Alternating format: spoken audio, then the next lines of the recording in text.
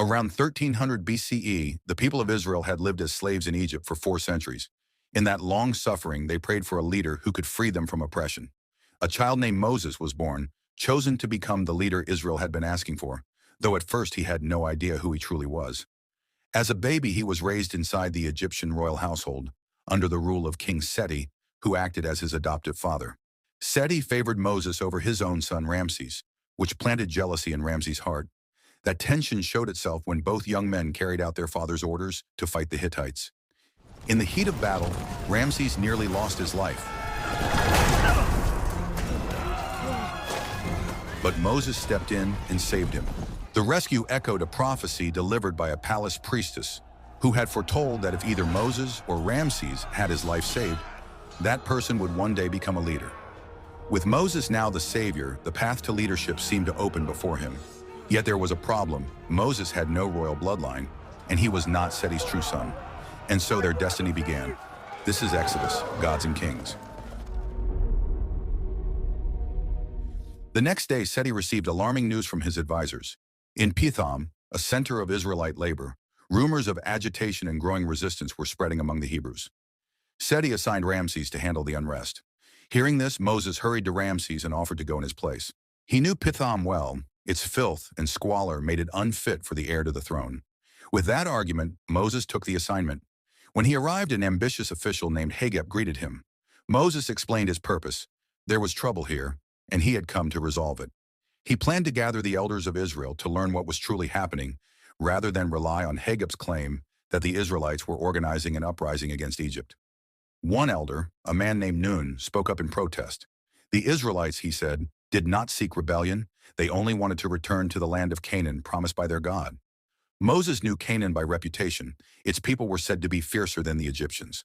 Intrigued by Moses and his knowledge, Nun asked him to introduce himself. Moses then revealed his identity. He was the son of Bithiah and the grandson of Horemheb. The admission stunned Nun. After that meeting, Moses received a message from Joshua. Nun was waiting for him in a quiet place. Moses went there immediately. It was there that Moses finally learned the truth about himself. He was not Egyptian by birth. He was a descendant of Israel. As a baby, he had been set adrift in a river to save his life, during a time when the kingdom of Memphis was actively eliminating Hebrew infants. His mother had no choice but to release him to the water, hoping he might live. By fate, Bithiah, a woman from the royal household who could not bear children, found him and adopted him as her own son. This revelation overwhelmed Moses. The shock, confusion, and anger rose all at once, and in that moment, he accidentally killed 2 of his own soldiers. Worse yet, without realizing it, his conversation with Nun had been overheard. The witnesses immediately reported everything to Hagep. When Moses returned from his duties, he went to see King Seti, who by then was gravely ill. Soon after, the king took his final breath, and the throne passed to Ramses, who was now crowned Pharaoh. For a time, Moses served as his advisor. But one day, Hagep arrived at the palace and revealed Moses' true lineage to Ramses. At first, Ramses refused to believe it. Yet under pressure, especially from his mother, Queen Tuya, he summoned Miriam, who worked as a servant in the palace. Ramses demanded that she admit Moses was her brother. Miriam insisted it was not true. Ramses' temper rose. He threatened violence to force the truth. As he raised his sword, Moses stepped in to protect Miriam, and in doing so, exposed the truth. Miriam was indeed his sister. The punishment was immediate. Moses, Miriam, and Bithiah were expelled from the kingdom and sent into exile. During the long journey away from Egypt, Moses made a difficult decision. He separated from his adoptive mother and from Miriam, choosing instead to go off on his own and find a new life. His path led him to the land of Midian. There the people were astonished to see him. The sword he carried marked him as a high-ranking Egyptian commander. They brought him to Yitro, the most respected elder of the region. From that meeting, a bond formed, and eventually Moses married Yitro's daughter, a woman named Zipporah. After washing and trimming his beard, Moses prepared to step into a new chapter of his life, ready to celebrate his wedding with her. The next day, the wedding ceremony was held.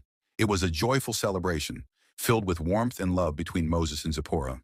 Time passed, and 9 years later, Moses had built a peaceful life in Midian.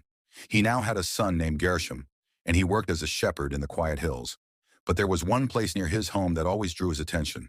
A mountain the Midianites called the Mountain of God, known today as Mount Sinai. It was a sacred place that no one dared to approach.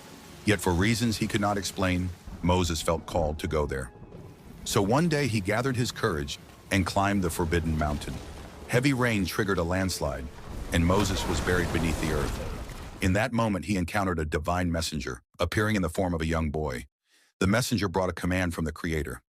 Moses was chosen to lead the Israelites and free them from slavery in Egypt. The vision left Moses terribly ill. Seeing the true form of an angel overwhelmed his body, but in time his strength returned, and he accepted the mission placed upon him.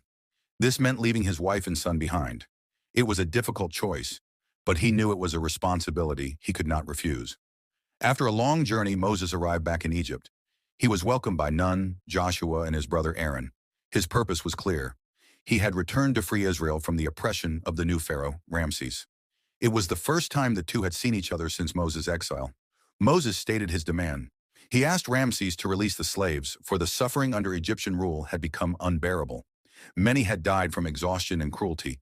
Ramses saw this as an act of rebellion. He ordered his officials to hunt down Moses and his family. Soldiers raided the homes of the Israelites, murdering anyone